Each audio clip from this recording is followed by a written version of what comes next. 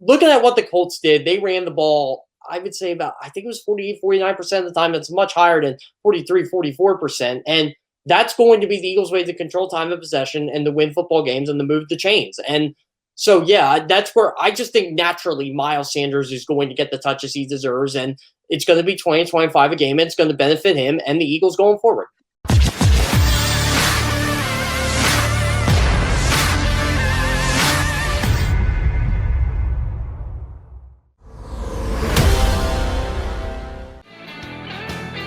We are Birds 365. Today we would include me, Jody McDonald, with Jeff Kerr, filling in for John McMullen. John's got camp coverage duties on day one of the Eagles training camp.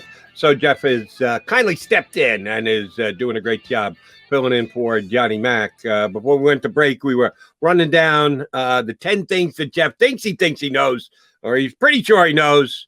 He's damn sure, and I'm not exactly sure. He's doing a good job of selling them to us here in a CBS column over the last 24 hours on CBSSports.com. Here's one I do have to ask you about. Your sixth was that the defensive line is going to be better than it was last year. I'm glad you're so confident about that, because I'm not. They signed Malik Jackson a couple of years ago, and I thought it was a good signing when they made it. Of course, he loses his first year to injury. Played pretty well last year. They had a nice rotation going at the tackle position. Surely not dominant, but he had some pretty good snaps for them last year, and they moved away from him this upcoming season. That means that much more of Jason Hargrove, who was also an addition last year. I like the Ryan Kerrigan signing, and I think he will add pressure with this team this year. But Brandon Graham is a year older, and Josh Sweat and Derek Barnett are both competing this year to see who's going to grab a hold of that starter spot and probably get himself a contract extension with the Eagles. I'm not sure it's going to be better. I think it'll be as good as last year's, and last year they were pretty good at pressuring the quarterback. Why do you say this year's defensive line will actually be better than last year's? I just think overall I'm giving a lot of credit to Jonathan Gannon here. I think they're going to be blitzing a heck of a lot more than they did last year. Jim Schwartz only rushed 4 guys, and to me, that was a problem. And I was one of those people. I love Jim Schwartz. I thought he was better than what a lot of people gave him credit for. You and McMullen both. McMullen just bends over backwards, gives Schwartz credit. He was good. I understand what he accomplished here, and certainly analytics can be looked at and analyzed, and it would put Jim Schwartz against one of the better defensive coordinators in the league. He's good. He was solid. He was nothing spectacular.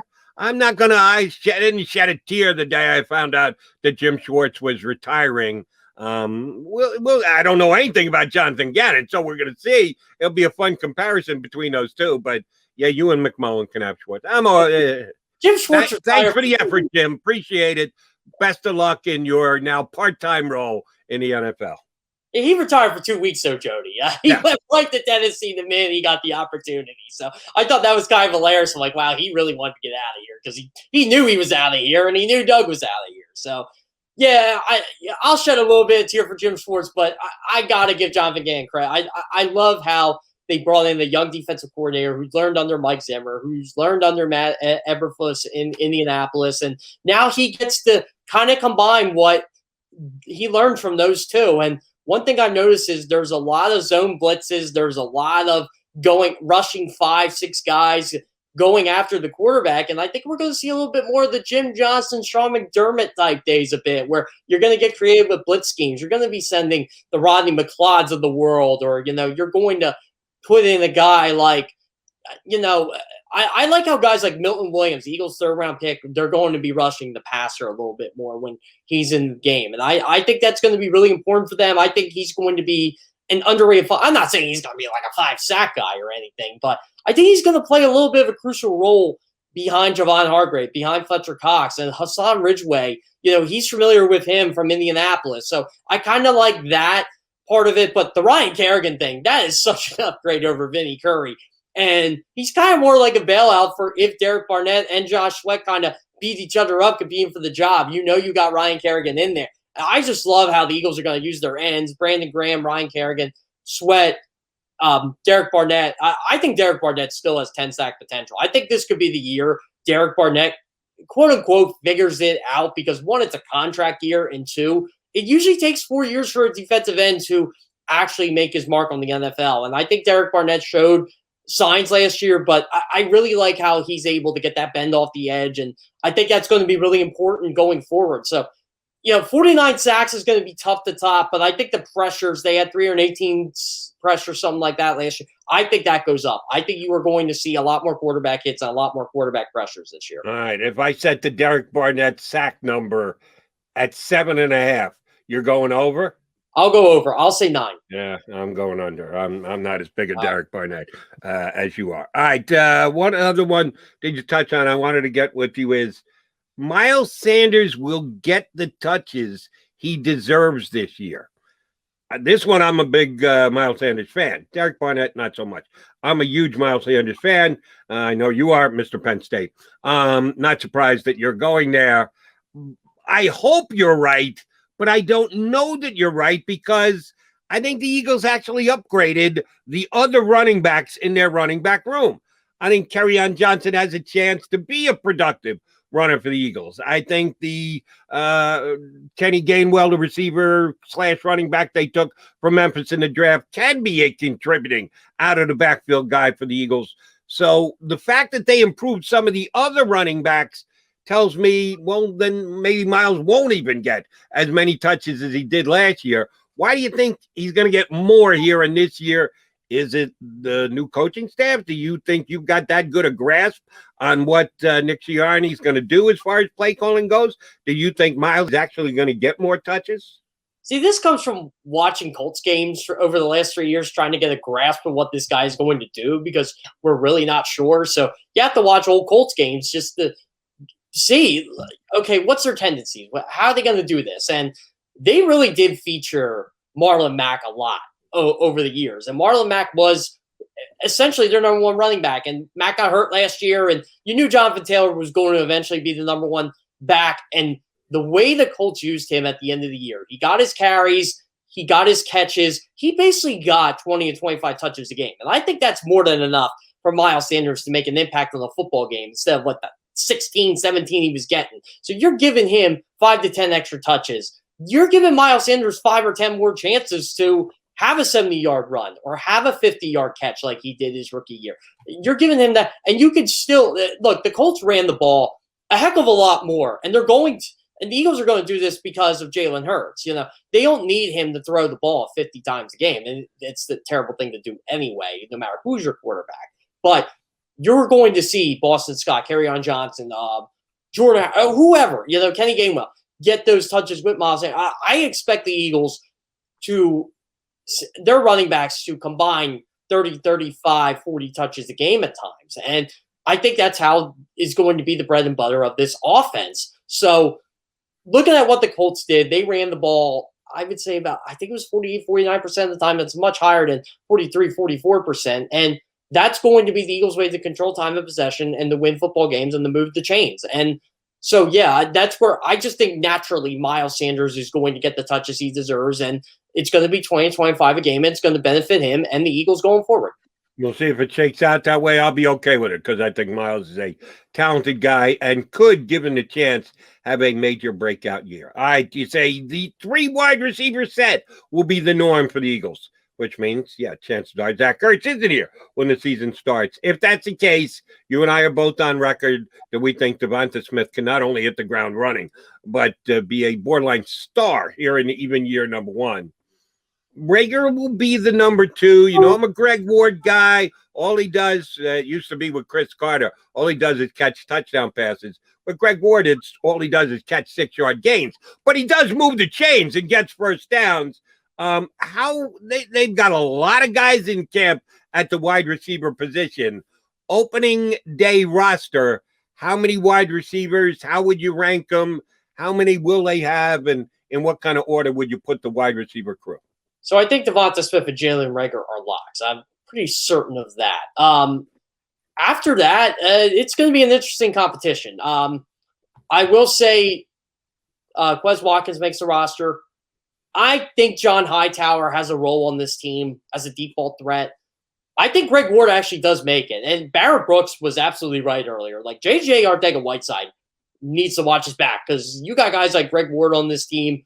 I think Greg Ward can make an instant impact because, like you said, Jody, all he does is catch passes. I don't care if he doesn't get yards after the catch. He catches the ball. He moves the chains. He's valuable to an offense, especially when you're running 11 personnel. You're going to want that reliable receiver in the slot. And, Barrett thinks it's going to be Devonta Smith. I agree with him on that, but you're still going to use Greg Ward in certain aspects there. So I really think the ultimate battle might be, do we go with this underdog, this Greg Ward, I don't want to call him a Vince Papale because he's better than him, but, do you want to go with this guy that wasn't drafted, that was a former college quarterback, that is a guy you can, quote unquote, build a team around? Not in that sense, but he's a leader. And he's a guy that embraces the competition and has been the underdog his whole life. The Philly mentality. Or do you go with the second round pick that you're not really sure if you want to give up on yet because you don't want to admit you failed, even though there are guys in the NFL that have more catches in the game than J.J. Arcega-Whiteside has had in his entire 2-year career. So, yeah, J.J.'s got to ball out or else Greg Ward makes his team. And, I have a feeling there's a spot for Greg Ward somewhere. And whether that's special teams or just catching third down passes or finding ways to contribute to a 53-man roster. So, yeah, I think that's going to be the ultimate battle here. But with the 3 receiver sets, with the 11 personnel, I think there's room for 6 wide receivers on this football team. But if they go with 5 because Zach Ertz is still here, I'm okay with that too because I think all 5 will be productive. Right. And if Zach Ertz is still here, he's certainly 1 or 1A. Richard Rodgers, I said this yesterday here on the show, I probably feel worse for him than anybody else coming into the year because he signed out with the Eagles to be, at worst, the second tight end here. Now he's the third. And how often does the third tight end get on the field when you got a team that would prefer to go 3 wide receiver sets?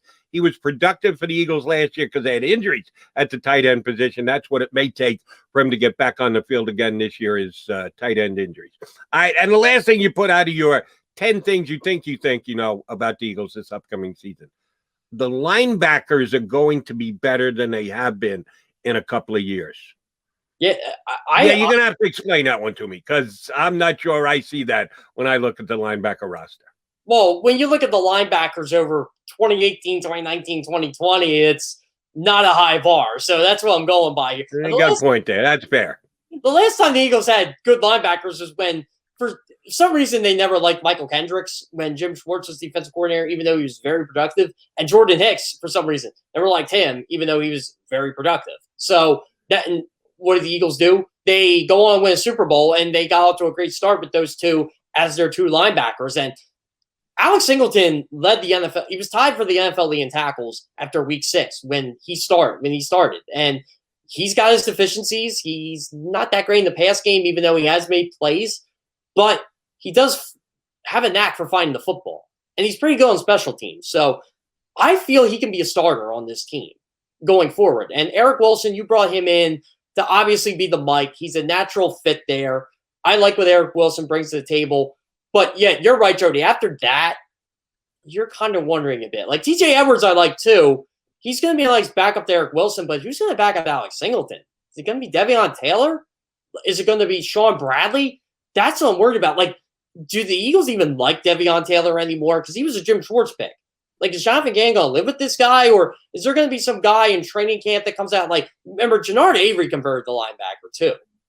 And Joe Osman. So, again, it's a wild card there. But overall, I went by the starters and who should start week 1, Eric Wilson and Alex Singleton. That's what I'm going by. And I actually think they have 2 productive linebackers there. And if I were to pick a guy on Eagles roster right now who would be the surprise contributor at linebacker, it might be Jacoby Stevens, who was a safety in college, who they are saying they think can make the transitional linebacker in today's NFL defenses against the highly documented passing games. Linebackers to safety, safety to linebacker. So I see where the Eagles are going with that. He was a pretty damn good player at LSU. They just need to figure out how to best use him in the Eagles defense, and that's going to be on Jonathan Gannon. Here's one of the issues I got with Gannon in the linebacker position. Who on the Eagles is going to be Darius Leonard? because he's been used to having one of the best playmaking linebackers on the planet playing for him the last couple of years. There's no Darius Leonard here in Philadelphia, is there? No, Darius Leonard may not be here until 2022 when they use one of those. Oh, a little early recruiting pitch from Mr. Kerr. Very good. I like it. Yeah, I mean, yeah, he's not on this roster, but that doesn't mean you can't find one in the draft next year or you can't get the man himself to come. But I think Eric Wilson might be the closest thing in terms of production to Darius Leonard. Like, only him and Fred Warner were able to get 110 tackles, an interception, a sack, a forced fumble recovery last year. Which, again, when you're in company with Fred Warner on anything, that's pretty good. So I got to give Eric Wilson his props there. I know he had 17 missed tackles last year. That concerns me a bit, but I think that was more of the Minnesota Vikings just being inept at everything because they didn't have Danielle Hunter last year, and Everson Griffin not being there definitely hurt. So, again, I think Eric Wilson's going to be a lot better than people think. I think that was a nice little one-year bargain free agent signing. But, yeah, there's no Darius Leonard on this team this year. JK, great stuff. I appreciate you filling in for Johnny Mack. I understand you're going to be doing plenty of it during camp. Looking forward to doing more shows with you. We'll get some good guests up. We'll get some people up from camp. I just wanted to thank you.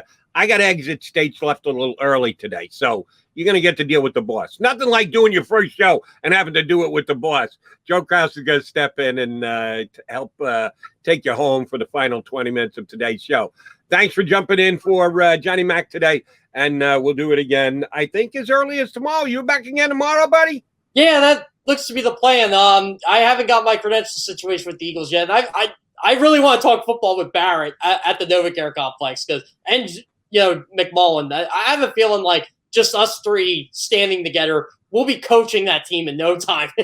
We'll be the quarterback, the armchair quarterbacks, if you will. Why is he doing this? Why is he doing that? Why can't they do this? What are they doing in practice? I just have a feeling like just us three in the same facility together. It might be a treat. Best thing about being at practice with Barrett, get him between you and the sun. Because you look like a guy who can get a sunburn pretty damn easily. I wear hats. Yeah, get Barrett between you and the sun. You'll be perfectly fine. McMullen's wearing some kind of jacket today, so he's not going to get sunburned. He's crazy. It's hot. I got worry about you, too. So keep Barrett between yourself and the sun. Thanks, buddy. You and I again tomorrow. Looking forward to it. Yep, sounds great. Can't wait to be on. All right, coming back here on Birds 365. They'll put a bow on the show for you. They being Jeff Kerr and Joe Krause. Keep it here.